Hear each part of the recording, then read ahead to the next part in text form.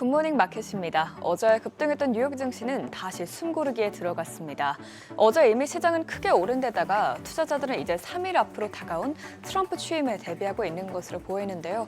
오늘은 특히 재무장관 후보자인 스콧 베센트의 발언으로 관세에 대한 경계감이 더욱 커졌습니다.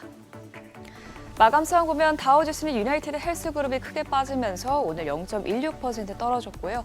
또 S&P 500 지수와 나스닥 지수는 기술주들의 약세를 보이자 각각 0.21%, 0.89% 내렸습니다. 시총 상위 종목 보시면 어제와는 분위기가 사뭇 다르죠. 특히 애플이 크게 빠지면서 시장에 부담으로 작용했는데요. 애플은 중국 내에서 시장 점유율이 1위에서 3위로 떨어졌다는 소식에 오늘 4% 넘게 급락했고요. 나머지 기업들도 모두 하락으로 마감했습니다. 시총 6위부터도 보면 테슬라가 크게 빠졌는데 어제 션 더피 교통부 장관 내정자가 청문회에서 테슬라의 첨단 운전자 보조 시스템에 대한 미국 도로교통안전국의 조사가 계속해서 진행될 것이라고 밝힌 것이 악재로 작용했습니다. 반면에 브로드컴은 오늘 0.62% 올랐는데요. 브로드컴의 협력사인 TSMC가 호실적을 내놓자 동반 상승세를 보이는 것으로 풀이됩니다. 시장이 트럼프 2기 행정부의 정책에 모든 관심을 두고 있는 가운데 오늘은 스콧 베센트의 청문회를 통해 예상대로 차기 트럼프 행정부가 관세를 전방위적으로 사용할 것이라는 점을 확인할 수 있었습니다. 그는 관세의 3가지 활용법으로 불공정한 무역 관행을 바로잡고 연방정부 수입을 증대하고 또 외국과의 협상에서 우위를 점할 수 있는 도구라고 강조하면서 관세 정책을 정당화했는데요. 그러면서 트럼프 행정부가 관세를 협상 수단으로 사용할 것이라는 점을 언급했습니다. 그만큼 관세를 적극적으로 사용했다는 의지를 피력한 것이죠. 그래도 오늘 시장에는 전반적으로 호재도 많았습니다. 우선 연준의 영향력이 큰 크리스토퍼 월러 의사는 간밤 비둘기파적인 발언을 내놨습니다. 그는 인플레이션이 목표치까지 빠르게 떨어질 수 있을 것으로 보인다면서 앞으로 인플레 지표가 계속 우호적이라면 올해 상반기에라도 금리 인하가 단행될 수 있다고 말했습니다. 그러면서 올해 3-4차례 금리 인하도 가능하다면서 3월 인하도 완전히 배제할 수 없다는 낙관적인 발언을 내놨는데요. 이 발언이 나오고 나서 금리 인하 기대감은 소폭 커졌습니다. 금리 선물 시장에서는 투자자들은 대체로 첫 인하가 5월에 이뤄질 가능성이 높다고 봤고 또 올해 2번의 금리 인하가 단행될 것으로 보는 시각도 많아졌습니다. 이런 가운데 TSMC는 AR칩 호황에 힘입어서 또다시 사상 최대 실적을 기록했습니다.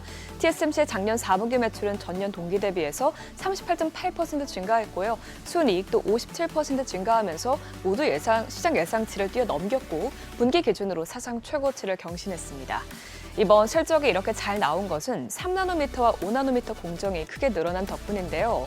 이는 빅테크 고객사들의 첨단 반도체 주문이 크게 늘어나고 있다는 것을 의미하죠. 또 TSMC는 올해 1분기 매출도 크게 성장할 것이라고 예측했는데 이번 수치는 앞으로도 AI 열풍이 이어질 것이라는 점을 시사했습니다.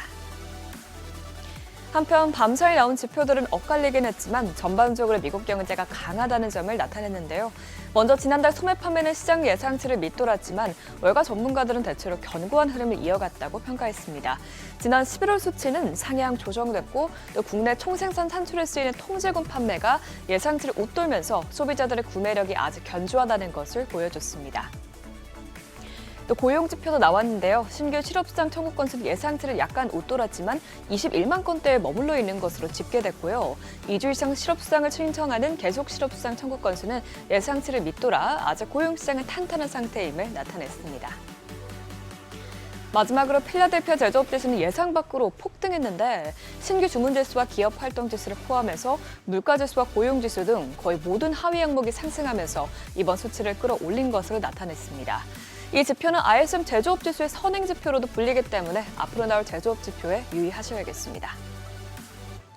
오늘 나온 지표들은 대부분 강한 미국 경제 흐름을 나타냈지만 월러 의사의 발언에 국채 수익률은 하락했습니다. 10년물 국채 수익률과 2년물 국채 수익률 모두 0.03%포인트 하락했습니다. 국제유가는 차익 실현 매물이 나오자 지난해 7월 이후 최고치에서 떨어졌습니다. WTI와 브렌트유는 각각 1.7%, 0.87% 하락세를 나타냈습니다. 이제 다음 주에는 트럼프 취임식부터 주요 기업들의 실적 발표까지 여러 이벤트가 예정돼 있을 텐데요. 시장이 이를 잘 소화해낼 수 있을지 지켜보시죠. 굿모닝 마켓이었습니다.